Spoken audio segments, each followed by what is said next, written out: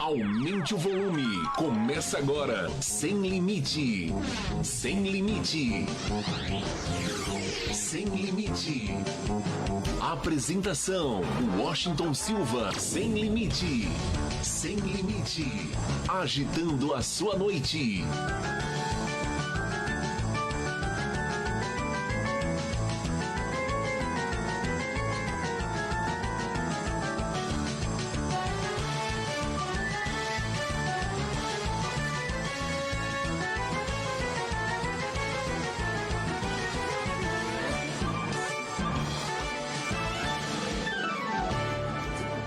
Muito boa noite para você, meu amigo, muito boa noite para você, minha amiga. Estamos começando o nosso podcast Sem Limite. A partir de agora, nosso muito obrigado pela sua audiência, onde quer que você esteja.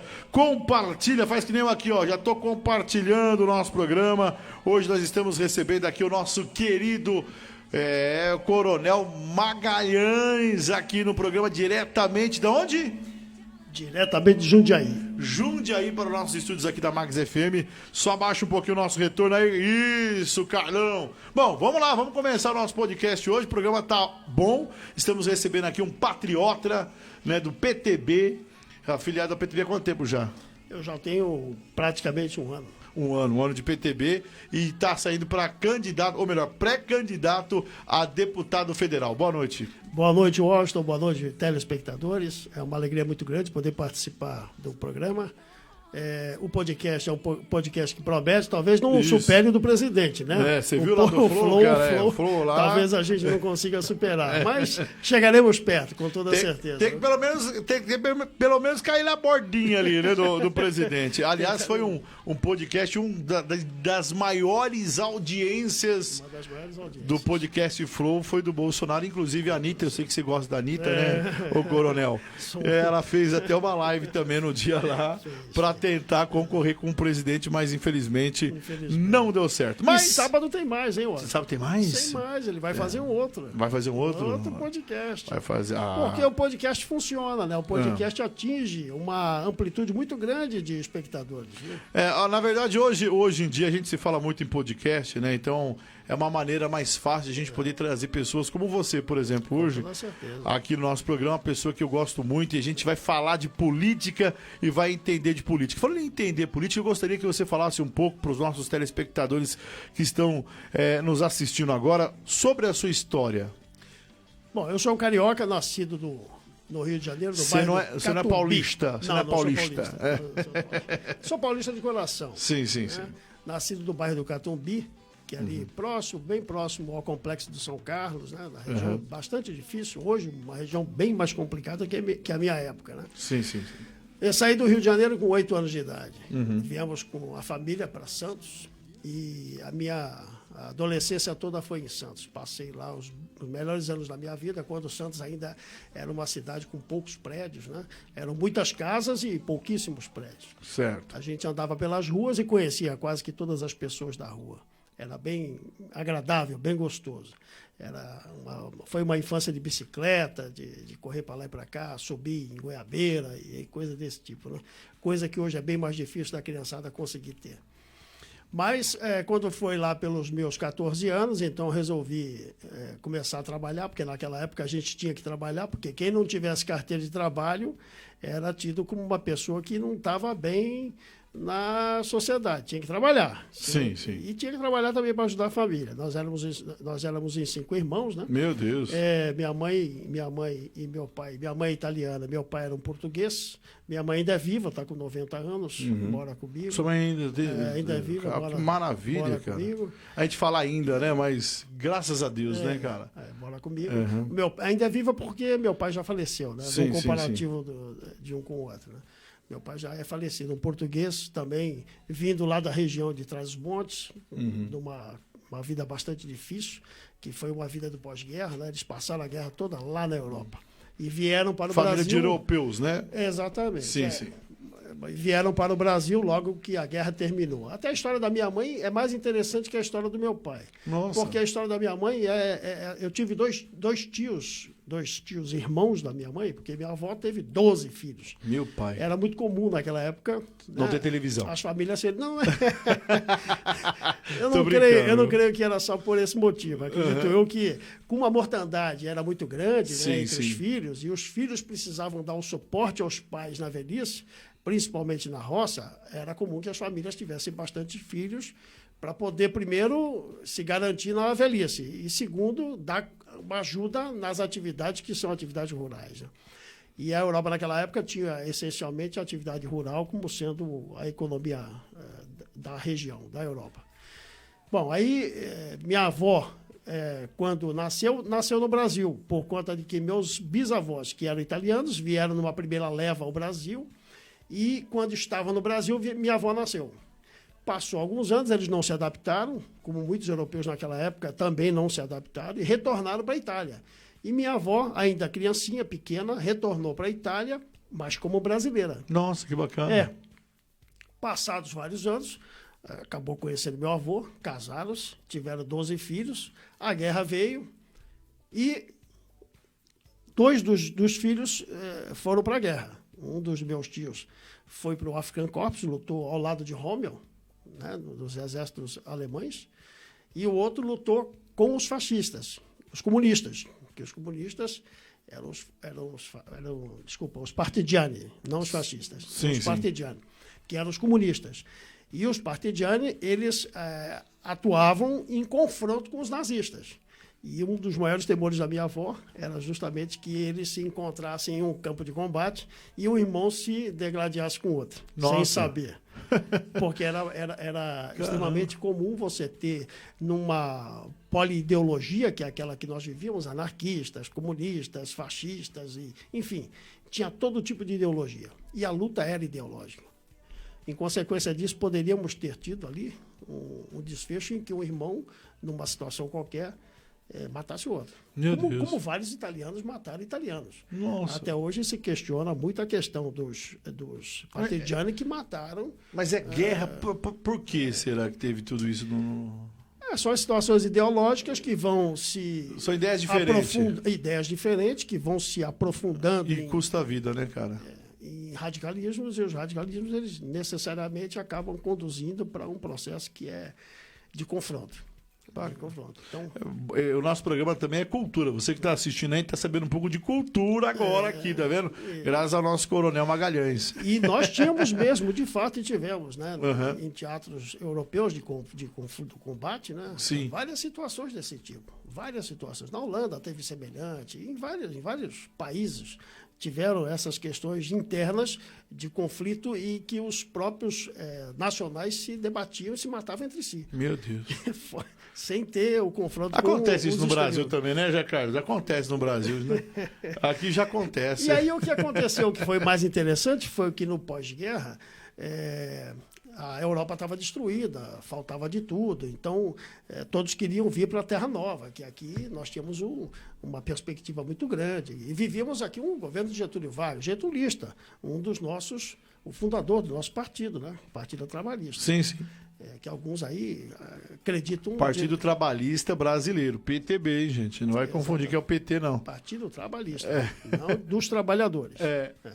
É um trabalhismo diferenciado. Sim. É um trabalhismo que alavancou a indústria de base, é um trabalhismo que trouxe uma série de inovações tecnológicas, tirou o país daquela fase agrária, porque nós vivíamos no ciclo da cana-de-açúcar, vivíamos no ciclo do café, vivíamos da agricultura, praticamente.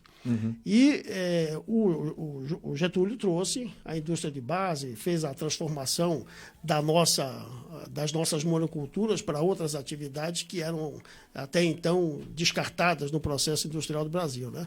Até sapato nós tínhamos importado, sapatos, meias, perfumes, tudo que era importado era bom, e até hoje a gente fica com essa ideia por conta disso. Porque na época só tinha o importado, não tinha o nacional. Não tinha o nacional. Só que com o declínio isso até por uma imposição dos países de lá de fora. A Inglaterra foi o Reino Unido, quando criou esse problema com a nossa industrialização, impôs. Vocês vão ficar sem a indústria, vão ficar só com a agricultura e vão fornecer para a gente a agricultura. Sim. O que fez com que as coisas mudassem foi o destino. Que a crise, a coisa industrial, a dificuldade industrial na Europa foi muito grande e, em consequência, os industriais de lá estavam com uma certa dificuldade de atender a demanda dos demais países e nós aqui estávamos com essa crise de não ter atendidas as demandas e os nossos grandes proprietários rurais e outros investidores resolveram, então, se articular e começar uma fase industrial. Daí vem os Matarás, daí vem essas nossas indústrias, as tradicionais famílias que a gente tem por aí, que trouxeram as tecnologias e começaram a desenvolver a indústria de bens duráveis e não duráveis. Bacana, olha, um pouquinho da história aí. Nós estamos trazendo hoje uma enciclopédia. Falei certo a palavra enciclopédia? Falei certinho, ô Carlão? Carlão que é o nosso locutor. Enciclopédia, né? E o mais interessante, então, foi que logo após a guerra, dentro desse cenário, né, de muita dificuldade, a minha avó, que era brasileira... Sua avó era brasileira. Foi ao consulado e reivindicou o seu direito de cidadão brasileira para poder vir para o Brasil. A origem de vocês era... Italiana. Italiana. E a sua avó foi... E minha avó, como era brasileira, de nascimento, conseguiu vir para o Brasil e trouxe uma parte dos filhos e o marido. Foi aí que, então, com o passar do tempo, nós ficamos aqui com 8 tios, irmãos da minha mãe, né? E 4 permaneceram na Itália. Hoje eu vi a sua postagem lá no nosso grupo do PTB. A gente tem um grupo, né? Quero agradecer a galera lá do grupo do PTB, que inclusive estou lá muito bem representado por todo mundo lá. Com certeza, eu vi lá a sua mensagem que você escreveu, parabéns, viu? Acho que essa é a linha de raciocínio, né? A gente tem que ter esse raciocínio. Eu gostei da sua postagem. Aliás, o nosso programa, inclusive, já mandei o link aqui pro nosso grupo lá do PTB. Alô, galera aí, compartilha que nós estamos recebendo aqui um homem do PTB nível São Paulo hoje, exatamente, né? Agora, Coronel, eu quero fazer uma pergunta para você. A política, como chegou na sua vida? A gente falou um pouquinho da história da sua família e eu quero saber como chegou a política na sua vida, né? Se você já trabalhava com políticos, se você tinha alguma articulação política, o que despertou a política em você? Aliás, a gente vive política, né? Mas eu queria ouvir das suas palavras aí. Eu acho que quem teve uma origem como a minha, né, com as dificuldades que a gente teve, conseguiu superar todas essas dificuldades. Ingressei na Academia Militar das Agulhas Negras no ano de 79. 1979 você já foi para a Academia das Agulhas Negras. Antes disso, em 77... Bolsonaro também, né? Bolsonaro também. Ele tem 2 turmas na minha frente. São 2 turmas na minha frente. Então, quando nós fomos para a Academia Militar, antes da Academia Militar, eu já havia passado pela Academia do Barro Branco e pela Escola Naval do Rio de Janeiro. Já havia feito essa rápida passagem por essas 2 outras escolas. Até a questão da Escola Naval e da Polícia Militar foi bastante interessante, que no ano de 78, quando eu fiz o concurso e fui aprovado na Escola Naval, eu já estava lá no Barro Branco, cursando o Barro Branco. E desisti de um para reiniciar o outro. E ao ir para a Escola Naval, já estando lá praticamente 40 dias, eu tive lá uma notícia de que um problema qualquer de saúde no meu eletroencefalograma estava diferente. Alterado. E depois de 45 dias eu fui exonerado. Nossa. De ser aluno. Perdi os 2 concursos e retomei no ano de 79. Um ano depois.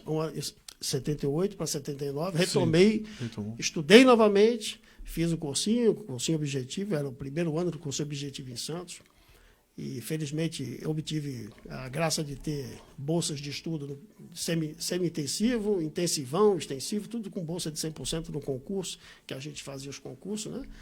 E felizmente no ano seguinte eu retomei de novo os concursos e não desisti, fui e fiz o concurso para o Barro Branco novamente e para a Academia Militar. Fui aprovado no Barro Branco e fui aprovado na Academia Militar. Fui para o Barro Branco e depois saí, fui para a Academia Militar. E lá fiquei, os 4 anos da formação da Academia Militar das Agulhas Negras. Uma excelente escola, uma escola que te dá um ensinamento bastante diversificado, você aprende de tudo. Eu aprendi até a jogar basquete a cavalo. Bacana. Mas e a política? Entrou quando na sua vida? A política entrou mais recentemente, Ah, apesar de que eu já venho há algum tempo sim, você já trabalhou? me envolvendo com isso. A gente conhece muitas pessoas que são políticos e tal. E em 2018, quando eu vi que o Bolsonaro ganhou o processo eleitoral, virou presidente da República, eu vi nele a possibilidade da gente, de fato, voltar a ter um projeto de país. Porque nós não temos um projeto de país durante esses anos em que a esquerda governou o país. O país foi num processo gradativo e sucessivo para a desindustrialização, para a destruição. Nós estávamos num caminho que praticamente, se passássemos de 2018 com os mesmos governos anteriores a 2018, nós estaríamos num caminho sem volta. Estaríamos hoje como está a Venezuela, como está a Argentina, como está o Chile e por aí vai. Felizmente, por obra do destino, esse homem surgiu do nada e conseguiu transformar, e mais importante ainda, viu, Washington, que o Bolsonaro ele foi eleito não pelas oligarquias, pelos grupos empresariais. O Bolsonaro foi eleito pelo voto popular, do povo. 57 milhões somados, sem contar os que foram anulados, que a gente sabe que hoje ficam ali na dúvida de que se foram de fato anulados ou não. Foram 57 milhões de pessoas que acreditaram numa mudança. E essa mudança se transforma num projeto na medida em que os valores que nós temos de família, os valores morais, os valores de sociedade estão sendo resgatados. E a geopolítica, que era a geopolítica do passado, está sendo retroalimentada nesse projeto que o Bolsonaro está colocando de reindustrialização, de resgate de todos esses 40 anos perdidos. Praticamente nós não tivemos nenhuma evolução. As últimas indústrias que você conheceu, que nós éramos respeitados por ela, a indústria do aço. Cadê a indústria? A gente exporta minério, Sinterfeed em pó. A indústria de defesa. Hoje a gente é obrigado a importar porque as nossas indústrias, a Ingés e outras que eram tradicionais, na produção, não só aquelas que produziam carros de combate, mas as que produziam eletrônicos. Quem é que você conhece hoje que trabalha com eletrônica? É difícil você encontrar. Os nossos grandes cérebros estão indo para onde? Para fora. Exato. Continuam indo. Investem para mandar os nossos brasileiros para fora, né? É lógico, porque lá fora é muito mais prático você contratar com o dólar numa paridade ou com o euro numa paridade com o real um cérebro brasileiro. Sai muito mais barato. É verdade. Agora, o que dita para você, o que dita o valor de uma moeda? Hoje, o que nós temos nessa questão de comparativo de valor de moeda, de câmbio e coisas desse tipo, é o valor de mercado.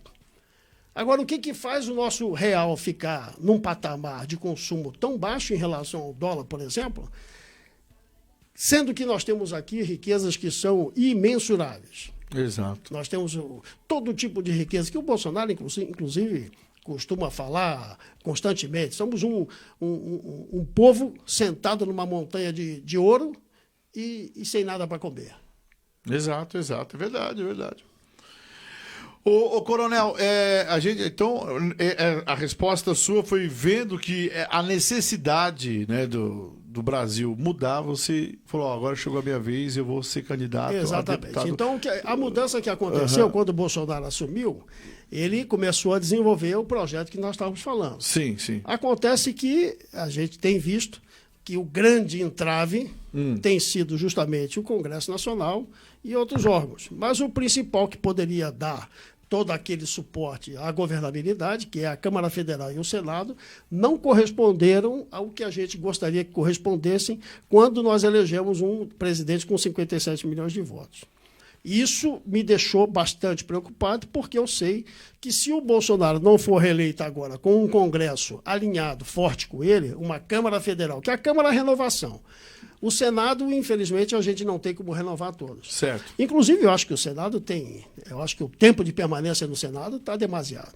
8 anos é muito tempo. Muito tempo. Sua filha nasce, 8 anos depois, você vai lá e tira o camarada da cadeira. Não, é muito tempo. Você acha muito tempo? Eu acho que nós tínhamos que dar uma mudança nisso e fazer com que as coisas, na reforma política, chegassem a uma coisa de 6 anos, e está de bom tamanho, 5 anos, e para um senador, e não estou vendo muita vantagem de ter eles com 8 anos, não. Mas a Câmara a gente renova 100%. E se a população, o eleitor, ele de fato perceber que a renovação da Câmara é fundamental, a gente vai conseguir dar governabilidade a um novo governo do Jair Bolsonaro, dentro do projeto que está hoje com objetivos nacionais, com interesses nacionais definidos.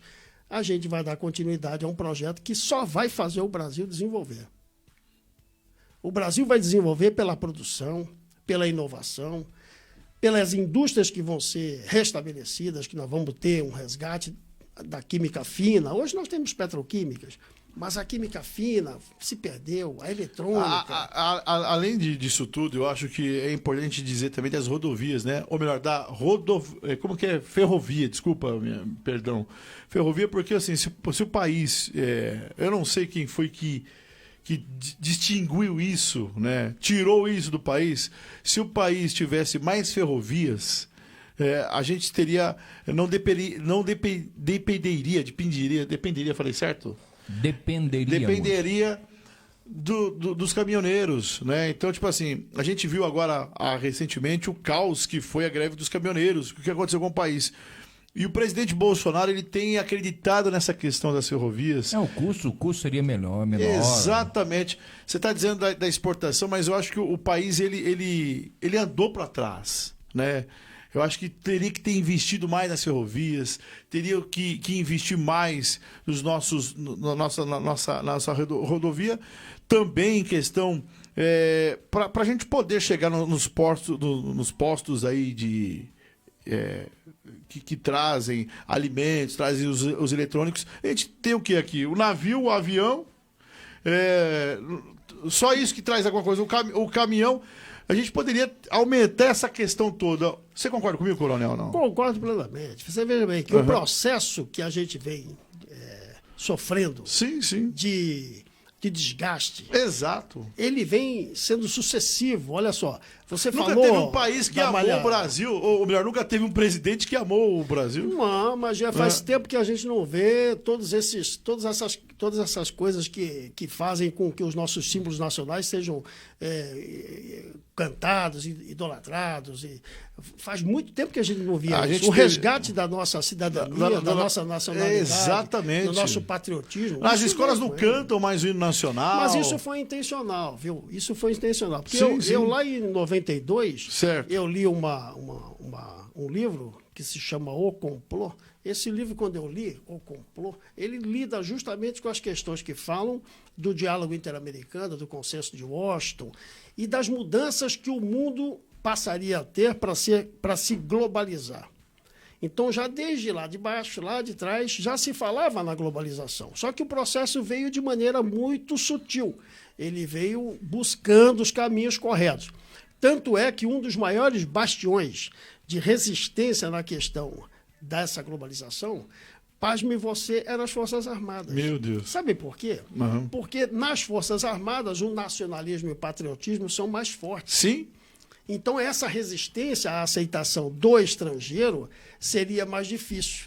E o processo justamente falava isso, que é mais fácil você conseguir fazer com que os cidadãos normais aceitem a situação do estrangeiro, dos produtos estrangeiros aqui com facilidade, sendo que os militares teriam mais dificuldade nessa aceitação. Daí passamos por vários processos, inclusive chegou-se a cogitar, como de vez em quando se fala, em não ter Força Armada.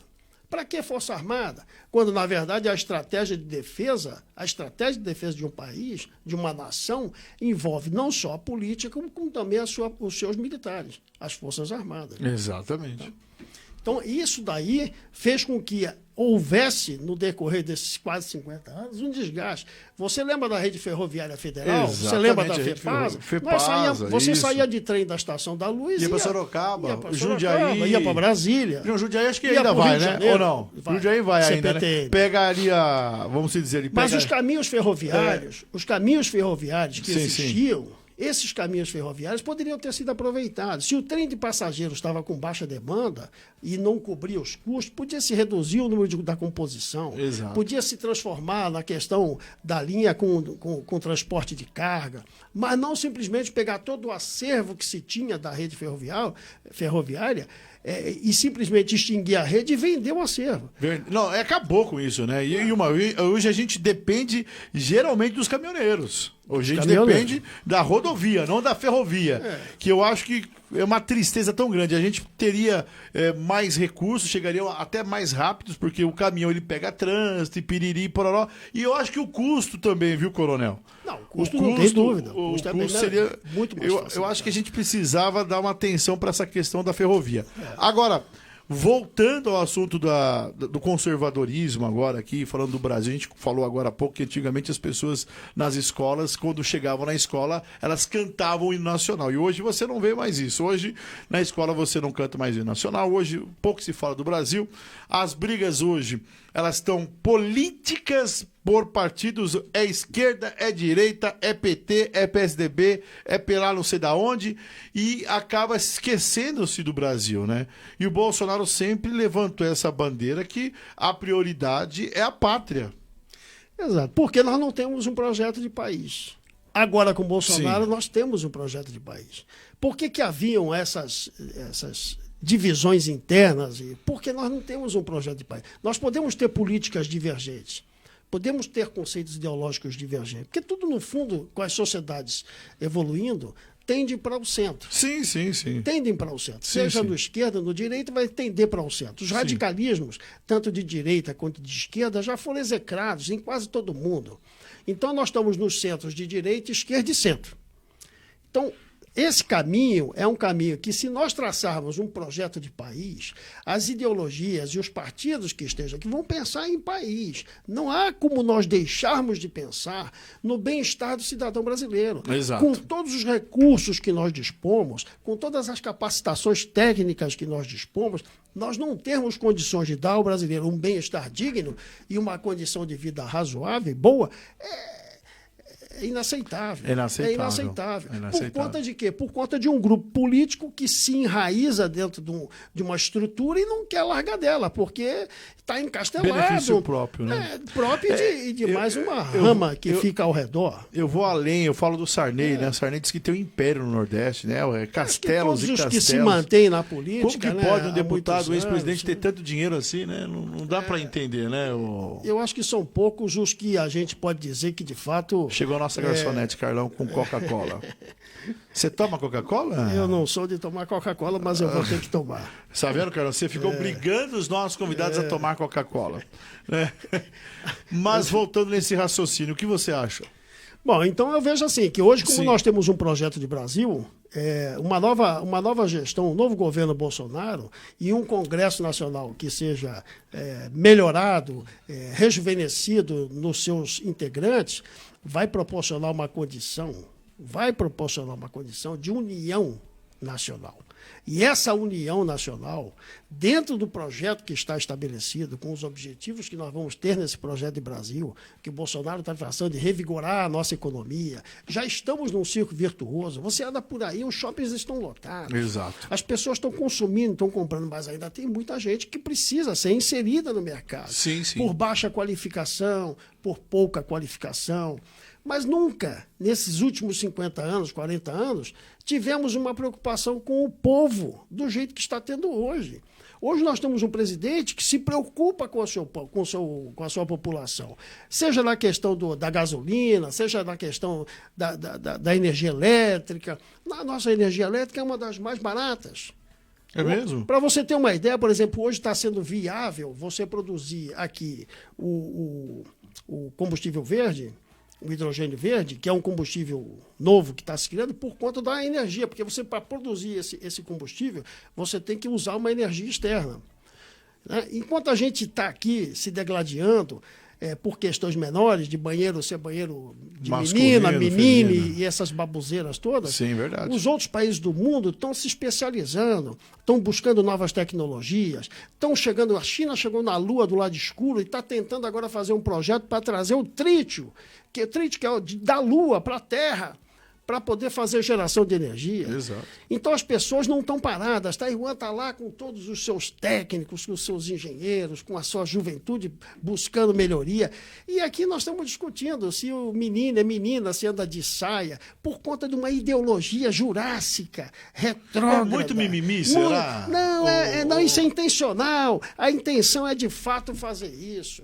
A intenção da esquerda é manter você vassalo, você cativo, para você ficar dependente do Estado. É essa a razão de ser. A sociedade, você não pode ter autonomia de dizer assim, você é um empreendedor, você está aqui a essa hora da noite tocando o seu empreendimento com o seu próprio risco, com a sua própria conta, e não vem ninguém aqui bancar suas despesas se você estiver com dificuldade. E você tem as dificuldades, mas você acredita, porque é o seu dom. É o que você recebeu. Se é o que você recebeu e que você gosta de você, você acredita e quer fazer. Nada mais justo que o Estado que vem e cobra de você uma taxa, lhe ofereça uma razoável condição de você desenvolver esse atributo e toda essa sua facilidade de se comunicar com as pessoas. Exato. Por que não se faz isso? Ao contrário, prestigia-se grandes conglomerados, grandes empresas da mídia. Por quê? Porque elas também compõem o grupo de poder. Exato. Lá atrás, o poder político, ele era mais independente do poder econômico. Hoje, o poder político se confunde, se une de uma forma intestinal com o poder econômico. Por que você tem bancos, grandes empresas, apoiando um ex-presidente que tem já mais do que consagrada essa questão policial definida? Por que essas pessoas fazem isso? Porque, no fundo, ele será, como sempre foi, uma marionete, um proxy desses grandes empresários, que vão continuar dominando o espectro social e vão fazendo com que você fique cada vez mais cativo. Você fica cativo, você está escravizado dentro dele. Exato. Por essas estruturas de mídia, se canaliza pelo Facebook, pelo Twitter, canalizam-se condições de sociais que você não percebe e acaba se limitando a cumpri-las, porque se você divergir, eles vão e punem você. Eles não deixam você falar, eles cortam, eles colocam outras pessoas falando. Eu recebi no Twitter, canso de receber no Twitter, por exemplo, posts que são de pessoas que eu não tenho no meu Twitter e que são de esquerda. A inteligência artificial do programa coloca para ver se eu aceito alguma questão das postagens de esquerda. Uhum.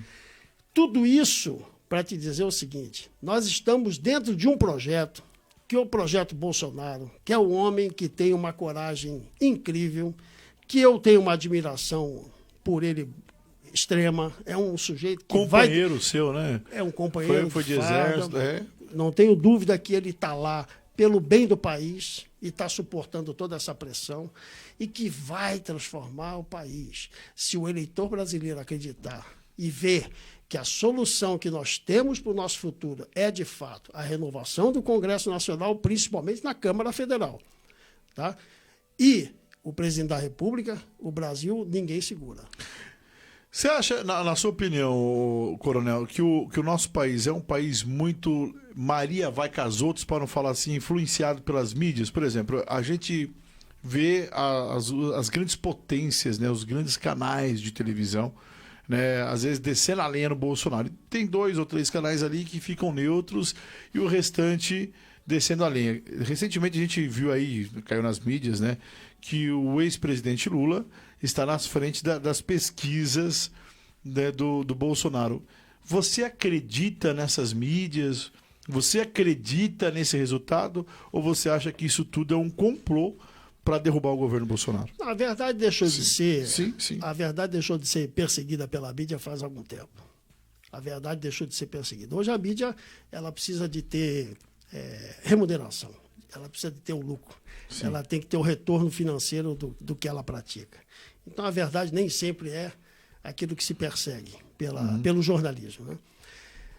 No que se refere às mídias externas, evidentemente, assim como as nossas daqui, como elas atuam por grupos que por trás dela operam, que são empresas grandes, né, que têm investidores, que têm participantes, sócios e coisas desse tipo, os interesses globais acabam determinando o posicionamento dessa mídia.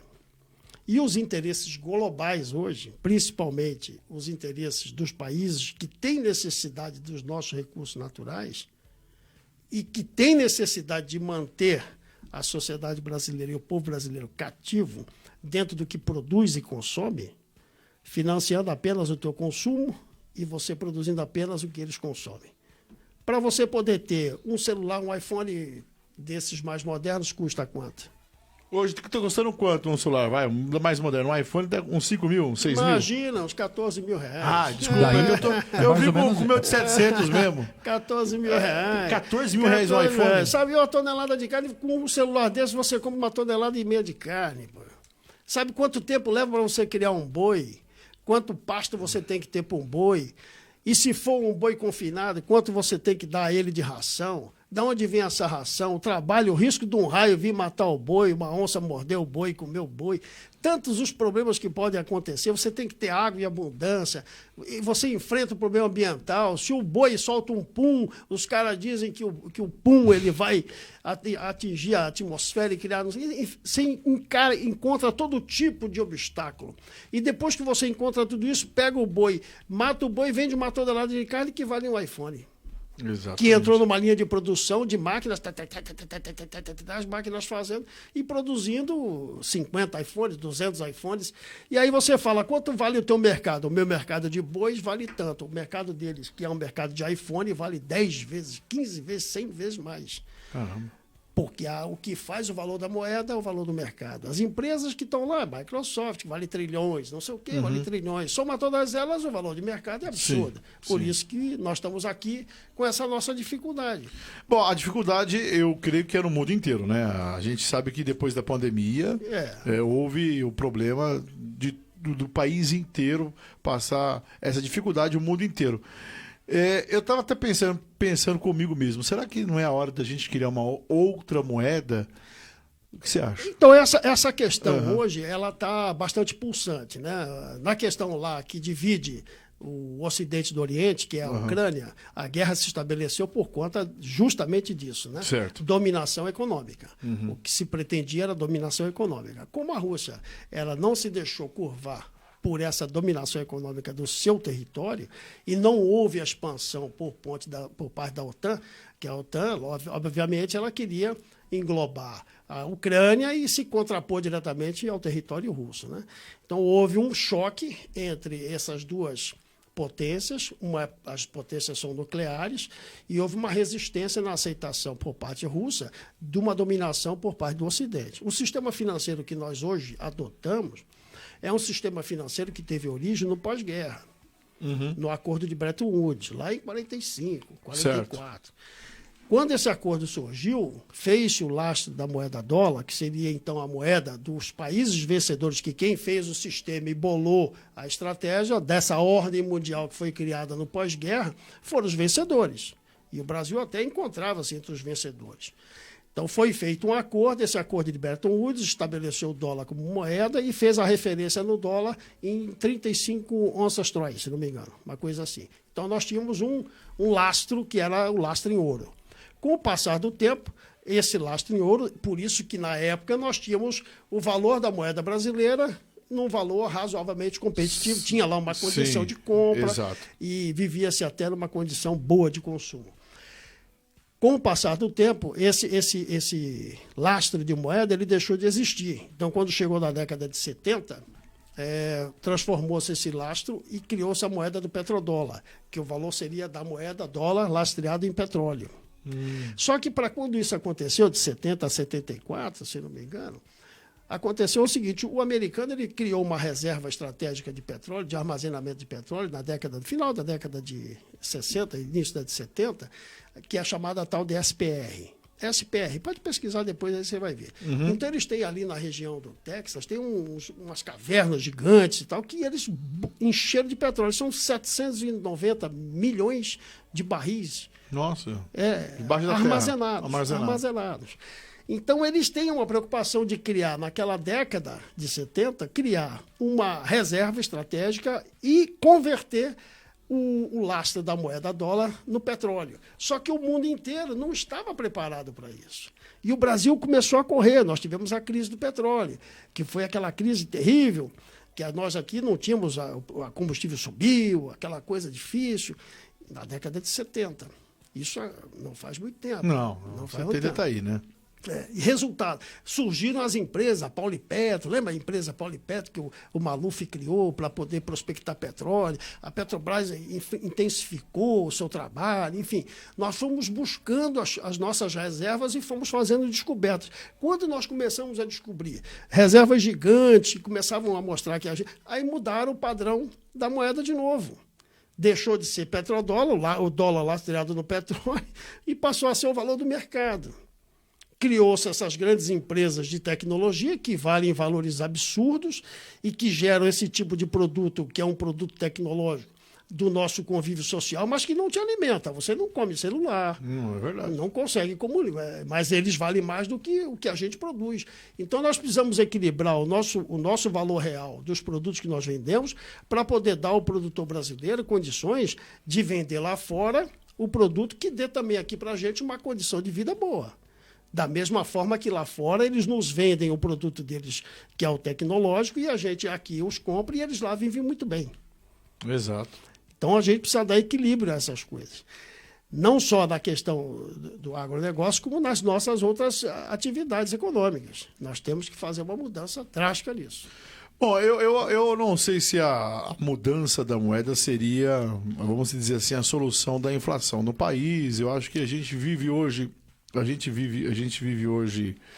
um mundo de tempos e tempos, né? Por exemplo, as pessoas reclamam, mas o leite está caro, não sei por quê, mas por que o leite está caro? Porque a vaca tem o pasto lá e está esse problema, porque uma hora o tomate está caro, uma hora o óleo está caro. Eu não sei se a questão seria essa, né? De mudar a moeda do país. Não, mas o que... Sim, né? Prosseguindo naquilo que eu estava dizendo, então lá quando houve esse confronto dos sistemas, agora a Rússia, a China, a Euroásia estão criando um sistema financeiro novo, né? Um sistema baseado numa compensação por intermédio de uma chave chamada MIR, que eles estão fazendo lá, que é semelhante ao SWIFT bancário do Ocidente.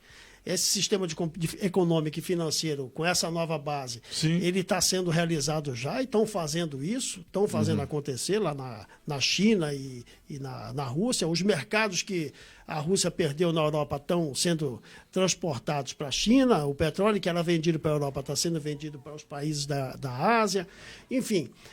E estão sendo criados dois sistemas. Essa nova ordem mundial que está se criando, ela é uma ordem mundial que está confrontando com a ocidental. Por isso que nós estamos vivenciando agora a questão de Taiwan, porque Taiwan está no meio do fogo desse choque de sistemas.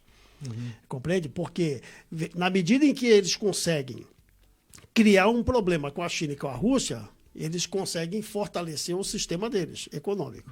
E o nosso aqui, nós estamos aqui negociando. Nós estamos negociando por intermédio dos BRICS, na questão do mercado que fala no sistema eurasiático.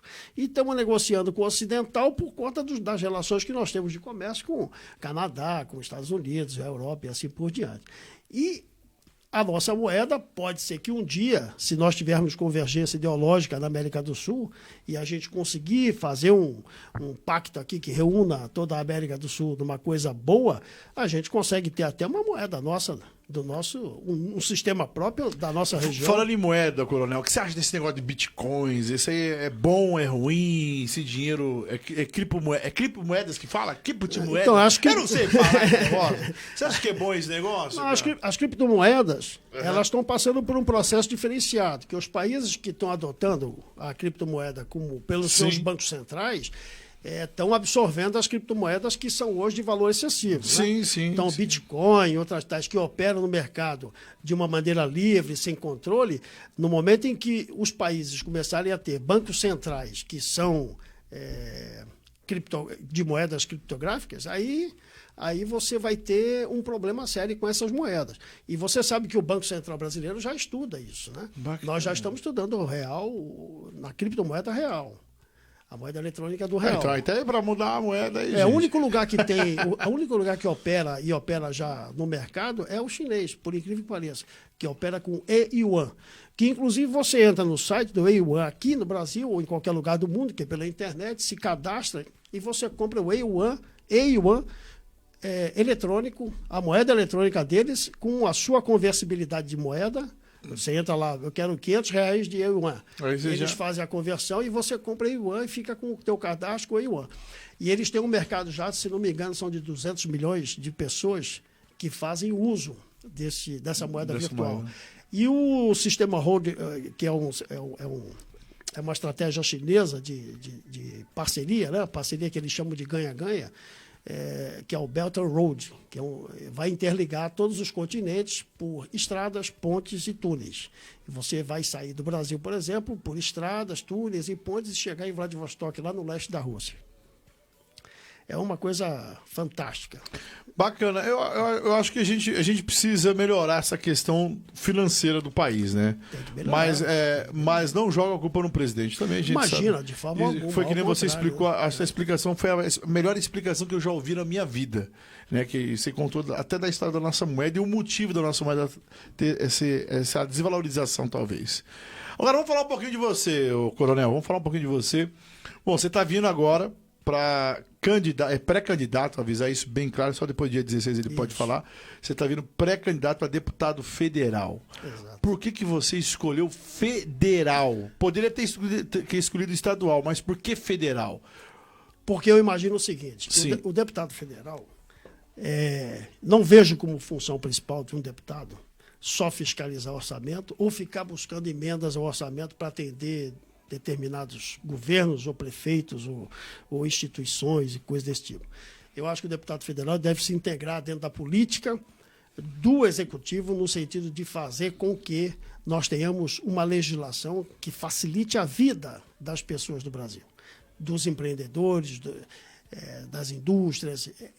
A dedicação do parlamentar deve ser de fazer leis. Essa é a dedicação principal. Não de executar orçamento. Não de ficar recebendo emenda. Tanto é que grande parte do serviço ou do trabalho realizado pelo Tarcísio foi com emendas parlamentares. Uhum. Porque os projetos só eram viáveis se houvesse a participação do parlamentar na entrega do dinheiro que havia recebido na sua emenda para o governo executar a obra. O que mostra, mais do que nunca, que não há necessidade parlamentar ter emenda de orçamento para receber dinheiro e entregar para alguém que vai fazer a obra. É melhor que o executivo faça a obra, você fiscalize a obra, você crie sinergia entre países para elaboração de processos que são industriais, de processos que são de produção de eletrônicos, de siderurgia, de construção de navios, enfim, integrar municípios, integrar cidades, integrar estados, para poder criar fluxos de trabalho, fluxos de produção, para que a gente possa alavancar o país. É o que você falou, por exemplo, mas a gente só leva aqui se for de caminhão. É verdade. É verdade. A cabotagem no Brasil acabou. Porque os portos estão aí. O próprio Tarcísio tem esse projeto para São Paulo. O governador, se Deus quiser, será o nosso governador. Ele está em primeiro lugar nas pesquisas, né? Está em primeiro lugar nas pesquisas. O Tarcísio ele vai conseguir revolucionar o sistema portuário. Porque a gente precisa ter os portos de cabotagem. Coisa que nós não temos, os portos que nós já temos, que são todos... Quando é que foram feitos os nossos portos? Quando foram feitos nossos aeroportos? 1910. Quando foram feitos os nossos aeroportos? Imagina você no Brasil, imagina você o Brasil se não tivesse Itaipu Binacional, Exato. Ponte Rio-Niterói. Verdade. Então, as coisas assim que só foram feitos, esses grandes projetos, em governos antigos e governos militares.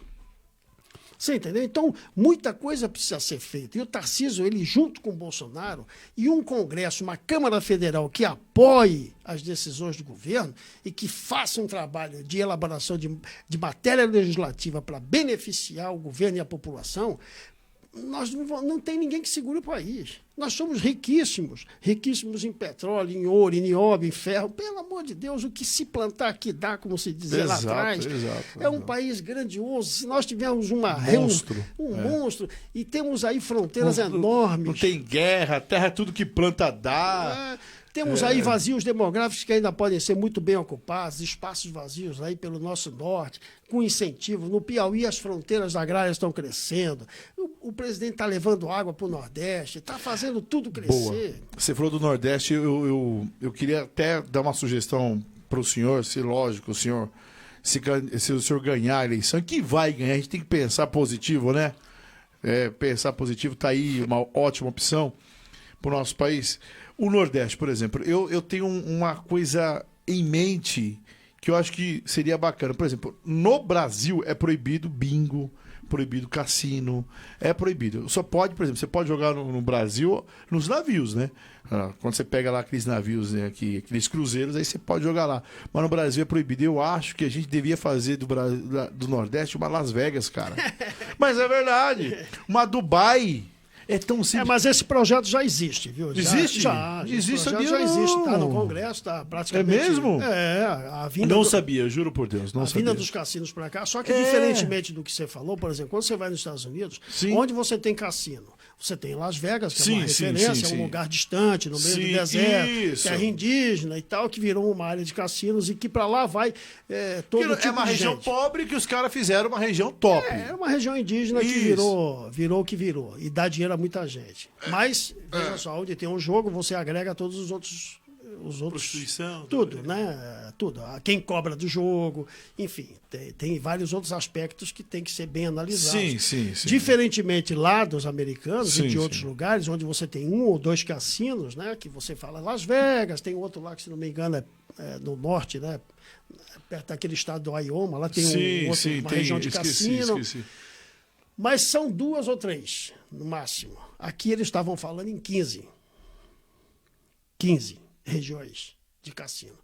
Que seriam 15 em 15 diferentes lugares do Brasil. Certo. Próximos de centros turísticos, de grandes aglomerados urbanos e assim. Eu já por colocaria diante. no meio do deserto, cara. Foi diferente. Pois então, essa é uma tese Não, interessante. mas não sei o senhor. não, eu eu não não. sei a sua opinião. Eu ainda não queria tô saber legislando. Eu queria saber a sua opinião, porque assim, eu acho que, olha, eu respeito todos, né? E eu gosto de dar muita opinião. E o podcast serve para isso, né? Lá na região do norte mesmo, do nordeste, onde a seca chega, meu irmão, onde o gado morre magrinho porque não tem água, porque isso existe no país, né? Não adianta a gente ignorar, existe, onde lá não tem emprego. Eu, como presidente do país, junto com os meus deputados federais e estaduais, proporia isso. Olha, ó, você quer jogar no país? Você quer vir para o Brasil jogar? Você vai ter que ir lá no Nordeste. Os cassinos gigantes, eles iam fazer ali no Nordeste um puta resort, meu irmão.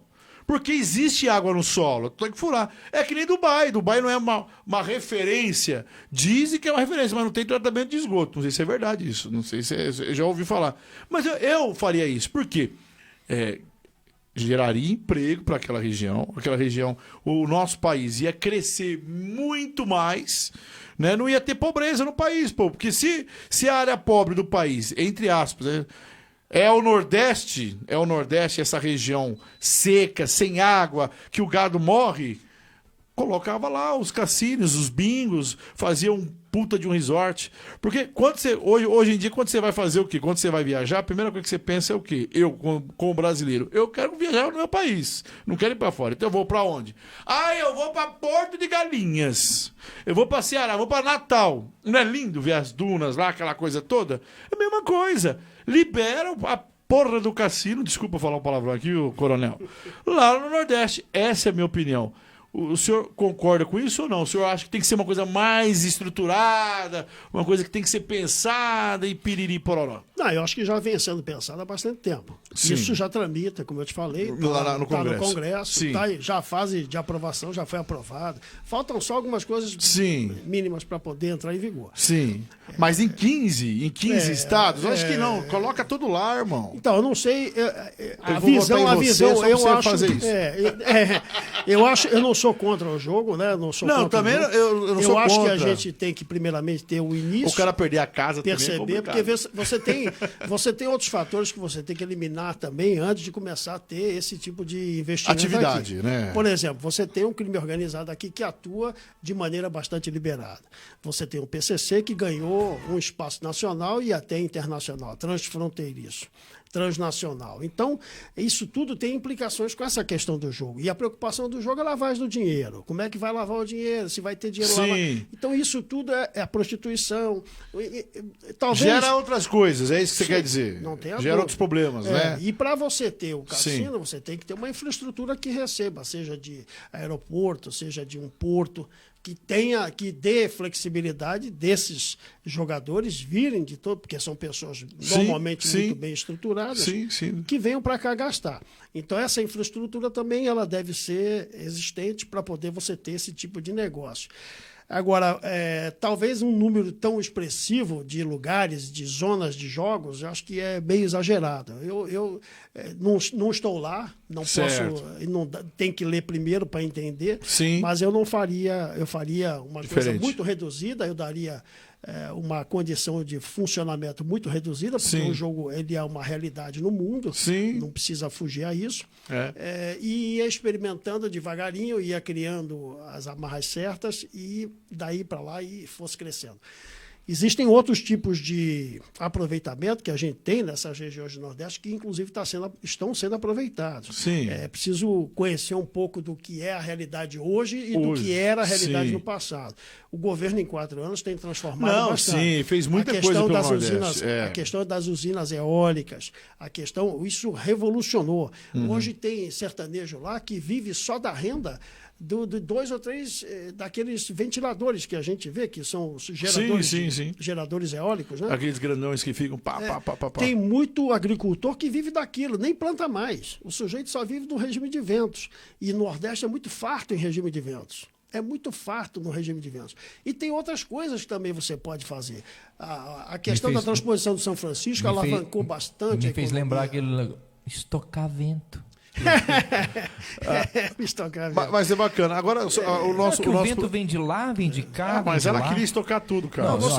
Você tem organismos do governo, FINEP, que criam situações de que você pode alavancar pesquisas. Nós precisamos desenvolver a nossa ciência, a nossa capacidade. Eu já percebi que você gosta dessa Porque área. Sem inovação, a inovação é tudo. Como é que você paga 14 mil reais no celular e você compra mais de uma tonelada de carne? Tem que ser aqui dentro. É verdade. Você tem que dar um equilíbrio da coisa, de maneira que você vai ter a tua produção do agronegócio, mas nós vamos desenvolver a tecnologia também. Por que eu tenho que exportar minério de ferro? Por que eu tenho que exportar alumínio bruto? Por que eu tenho que fazer exportação do nióbio bruto? Que a gente pode fazer aqui, né? Tudo isso o governo Bolsonaro tem transformado. As empresas de armamento já usavam e estão usando mais o nióbio. As empresas de telefonia celular usam o nióbio. Chegou o 5G aí, né? 5G agora. Chegou o 5G. Muita gente não sentiu diferença também. Eu também não, meu telefone está travando. Agora, o programa hoje já está quase chegando ao final, a gente ia até às 9, mas como a gente entrou atrasado, o nosso querido Enéas, não sei se você acompanhou. O Enéas é o Prona. O Enéas do Prona. Do Prona, uma cabeça fantástica. Ele é o introdutor de todas essas ideias, que na verdade vem lá do LaRouche, vem do grande economista aqui americano, que não se submete a essas pressões internacionais. Meu lema, você pode ver na minha página, soberania e desenvolvimento. Quem decide os destinos do nosso país somos nós brasileiros. Nós dizemos o que tem que ser feito. Não há necessidade de vir ninguém aqui dizer o que nós temos que fazer. Nós temos que ter a capacidade de se desenvolver como sociedade, se desenvolver, buscar formas alternativas de tecnologia e conseguir inovar, como você está inovando, como você está empreendendo.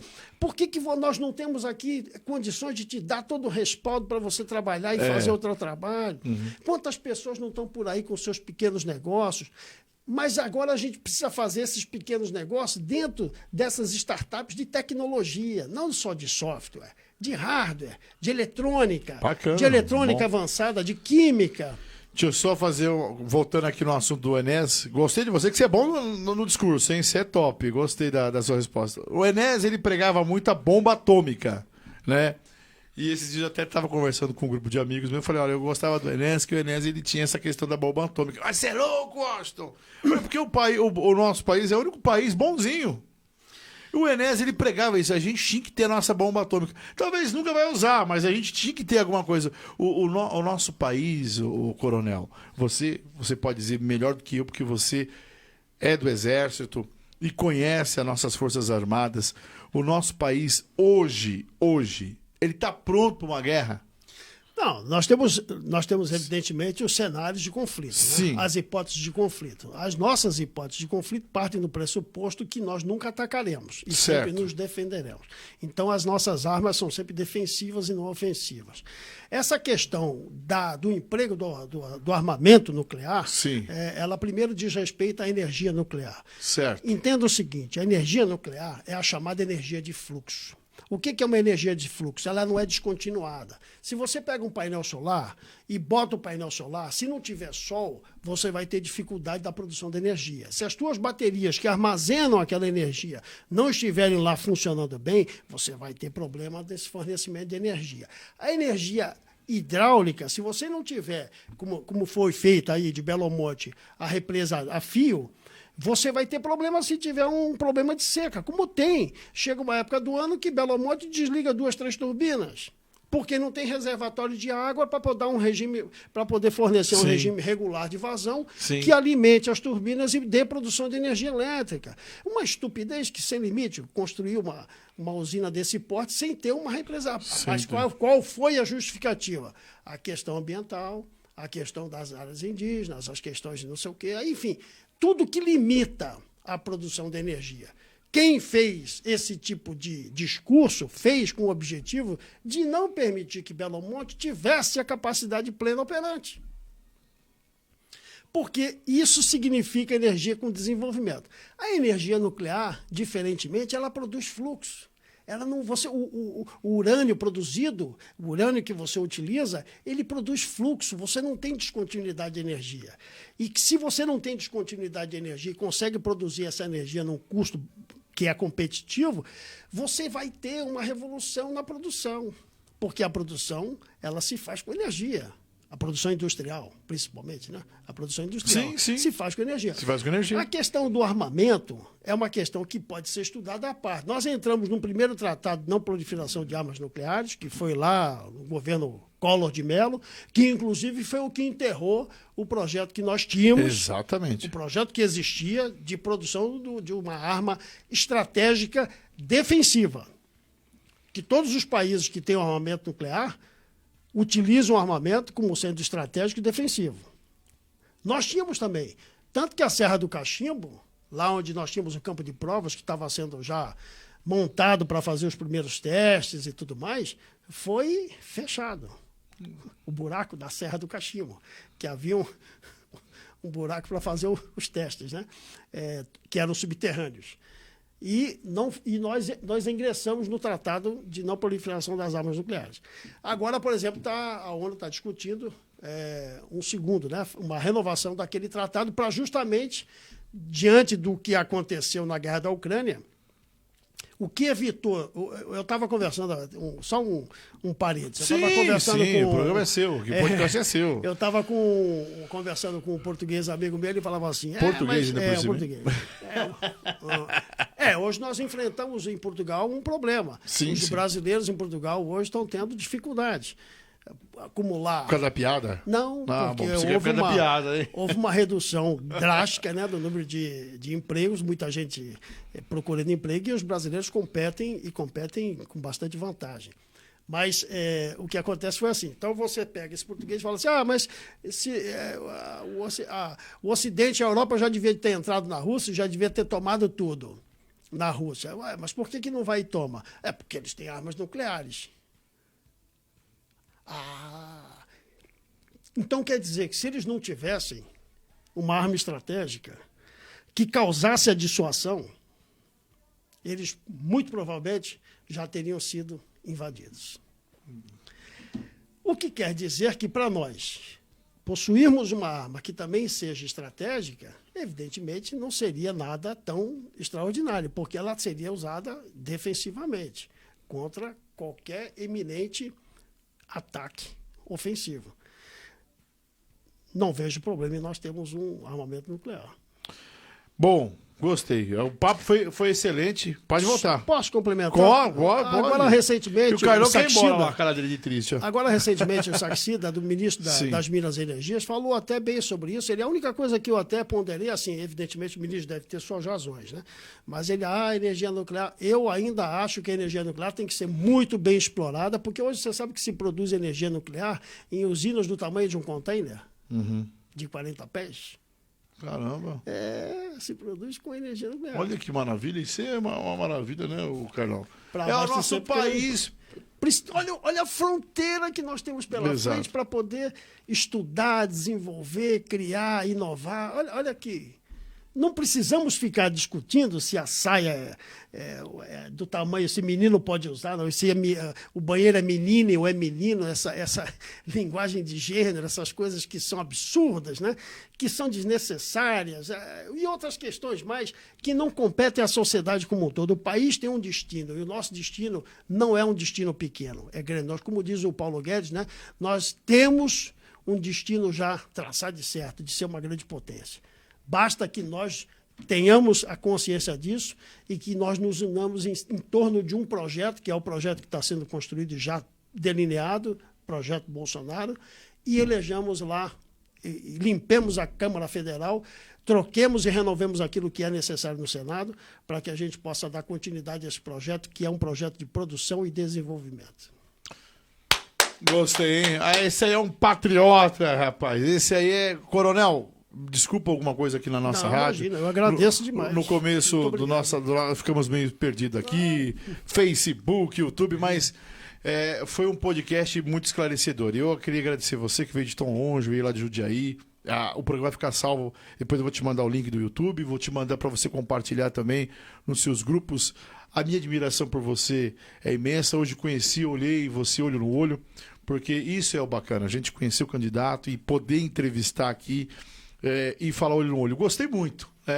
E vou dizer que quem gostou mais fui eu, porque, veja, eu fico extremamente feliz quando eu vejo um empreendedor, uma pessoa que nem... Nós estamos agora, que horas são? São 9h24. Você vai chegar meia-noite lá em Jundiaí. Eu não me preocupo, porque eu já sou na reserva. Então já estou na reserva. Eu também já sou produtor rural e tal, mas você não. Você é um camarada que está com o seu negócio e está fazendo do seu negócio o seu objetivo de vida. Nada mais justo do que a gente reconhecer você como quem de fato leva o Brasil para frente. Porque se você crescer, não é só o Carlão que vai estar trabalhando aqui. É o Carlão, é a Cristina, é o Rodrigo, vai ter muito mais gente aqui. Então a minha homenagem é a você que está aqui nessa noite junto com o Carlos, 9h20, trabalhando e fazendo o Brasil crescer. E não esse bando de parasitas que só faz o Brasil parar. Muito obrigado. Parabéns. Bom, vota é Bolsonaro. Deputado estadual, tem alguém aí que você quer indicar? Está fazendo dobradinha ou está sozinho? Não, eu tenho dobradas, mas as dobradas são ramificadas, então eu prefiro que fique ao critério do eleitor. Se o eleitor puder acreditar nesse projeto que eu estou falando... A câmera aqui, ó. Se o eleitor puder acreditar nesse projeto que eu estou falando, não esqueçam, é o presidente Bolsonaro, para governador Tarcísio, para senador astronauta Marcos Pontes, para deputado federal Coronel Magalhães. Eu conto com você, junto comigo, lá na Câmara Federal, apoiando o nosso presidente, apoiando o nosso governador, fazendo de São Paulo a grande locomotiva que sempre foi, resgatando a dignidade do povo paulista que foi colocada no chão, tirando de vez esse tipo de parasita que só infesta o país e não faz o país crescer. Conto com você, meu amigo. Muito obrigado. Bom, rede social para quem quiser te encontrar, Instagram? Eu costumo usar o Linktree, que é o linktr.ee/Coronel Magalhães. Nele a gente converge todas as mídias que o pessoal pode utilizar, mas é só buscar Coronel Magalhães, hashtag, pronto, vai me encontrar. Obrigado, Carlão, valeu pela técnica, obrigado, Coronel. Muito obrigado. Segunda-feira, para quem está assistindo o nosso programa agora, tem mais podcast. Segunda-feira, uma edição especial. Eu quero que você, segunda-feira, às 19 horas, esteja aqui com a gente, porque o bicho vai pegar. Tchau, tchau.